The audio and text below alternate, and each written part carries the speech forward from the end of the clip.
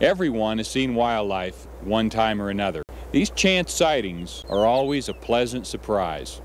The graceful beauty of wild animals makes us feel good, lifts our spirits, and it leaves us wanting to see them more. Sometimes it even seems like they enjoy looking back at us. But being in the right place at the right time is not just blind luck. Few simple steps will greatly improve your chances. It's understanding the animals that's important. With this understanding and a little patience, you'll be ready to begin watching wildlife. We have always been fascinated by wild animals. We admire their form and elegance, the way they fulfill their evolutionary roles. They are a large part of our culture. We use them to describe ourselves. Busy as a beaver, quiet as a mouse, sly as a fox.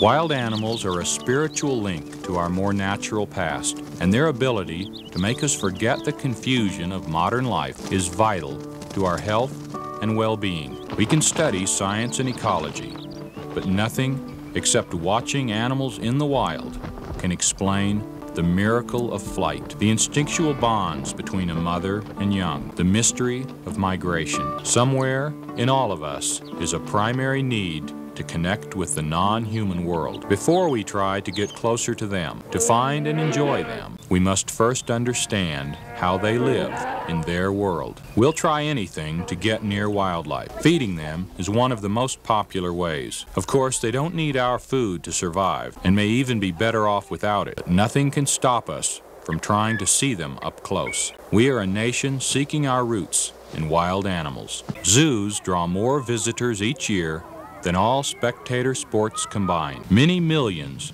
annually visit our national parks, hoping to get a glimpse of any wild creature, an alligator or a bear, and gladly putting up with any inconvenience just to see an animal in the wild. Sometimes you may be lucky enough to come across a whole family playing out their roles. The wild world can provide all the drama and humor of the civilized world. You may chance upon wonderful things while wandering outdoors, but finding and enjoying them on a regular basis requires some homework so that you can understand the animals and meet them on their own terms. Surprisingly, the first step toward watching wildlife may be in the library. Once you've chosen what species to watch, you need to learn about its habits, range, behavior, and more to determine where and when. For example, the white-tailed deer is a herd mammal found in many parts of America, so nearly the entire country is its range, or where it can be seen. But where can be even more specific. Within the whitetail's vast range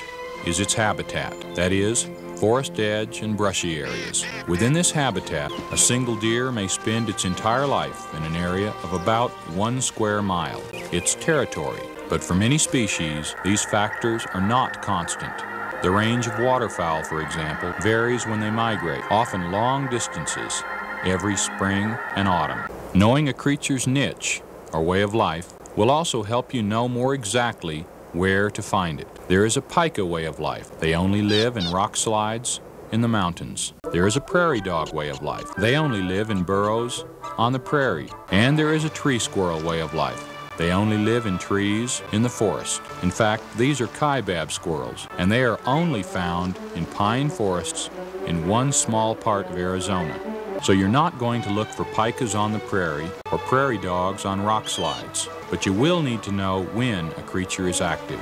Diurnal creatures move about during the day, nocturnal creatures during the night. Dawn and dusk, when nocturnal and diurnal creatures begin and end their periods of activity, are good times for seeing practically anything. But knowing what time of day to look is not always that simple. When hunted by man, many diurnal species change their habits and can be very hard to find during the day. If this sounds confusing, just remember, nearly any animal can be active at nearly any time of day, depending on the season and other variables. Nighttime is also a very good time for watching. Spotlighting will help you find animals that stay under cover during the day. Before you look for wildlife this way, check with your game department, because it may be illegal in your state. Whether you search by day or night, wild animals will be aware of you long before you are aware of them. Their life demands sharp hearing sight, and smell, and their senses outrange ours in nearly every case. No matter where or when you search, some species are going to be much easier to see than others. The chipmunk, found all over the country, is strictly diurnal. Several can coexist in 1 acre, and all can coexist with humans. But one grizzly needs anywhere from 30 to 300 square miles for its territory. It lives in the northern Rockies. It's often nocturnal, and it's wary of people. So seeing a chipmunk is going to be much easier than seeing a grizzly. You may be in the right place at the right time and still not find what you're looking for. Camouflage helps many species blend into their surroundings. Look carefully. Camouflaged animals often freeze to escape discovery. And remember that camouflage changes with the season. A creature's disposition can also change with the season.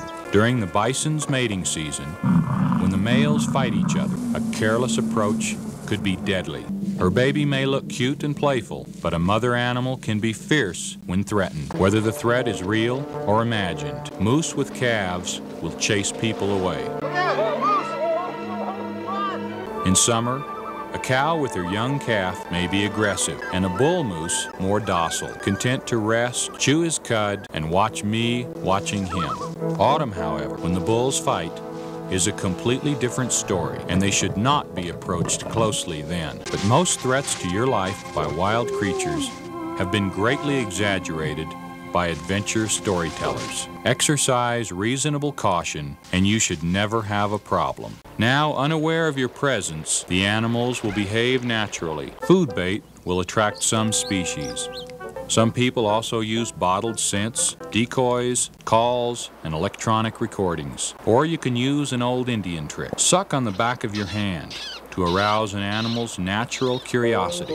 If they don't come to your blind, bait, or call, go to them. By stalking, watch an animal. See how it moves. Here's how I do it. By walking softly into the wind and trying to stay in places where I don't show up against the horizon. Stop, listen, and look, much more than you walk. Look for small movements and body parts, not whole bodies. If you make a loud noise or snap a twig, freeze. Any nearby animal that heard you will also stop and wait a moment to hear more before fleeing.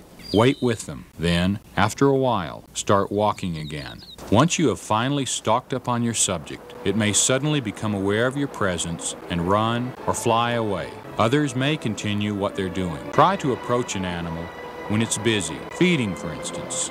Then it will be less likely to notice you.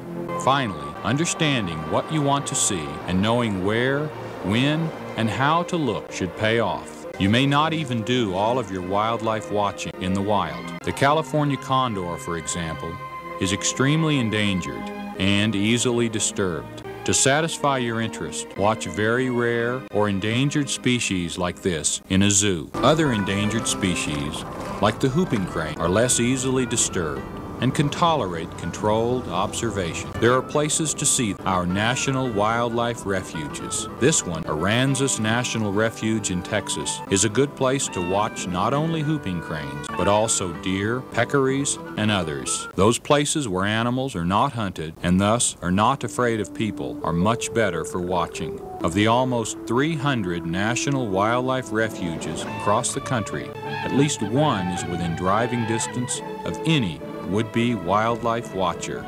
Remember that you're not going to see the same species year-round. The ospreys that summer in Yellowstone may winter as far south as Costa Rica. Many other species migrate as winter approaches, traveling from north to south or in elevation from higher to lower altitudes. In spring, they reverse the journey. Elk herds may migrate up to 60 miles and leave the park, or may not travel at all. It depends on the herd. Grizzlies and black bears remain within the park, but hibernate. The point is, a wildlife watcher needs to know these variables. Remember habitat? The place where two habitats meet, such as forest and open field, is a good place to see animals. These raccoons hide in the brush, but come out into the open to feed. Our national parks are wonderful to visit, but you don't need to travel far to enjoy wildlife. Expensive binoculars aren't necessary. Your own eyes are some of the best optical equipment ever designed. Once you start looking around, you'll be amazed at all that can be seen, and you don't even have to live in the country. Many species that live in the wilderness also live side by side with humans and can be found right outside your front door. The yellow-bellied sapsucker is a captivating example of this kind of town and country creature. It makes its own sap wells by drilling into tree branches. The sap that accumulates is eaten, along with the many insects that have been attracted to the sticky food. Even other species of birds join in the feast. If you're interested in the birds in your neighborhood or city park, join a group. Take up birding, ornithology, the study of birds.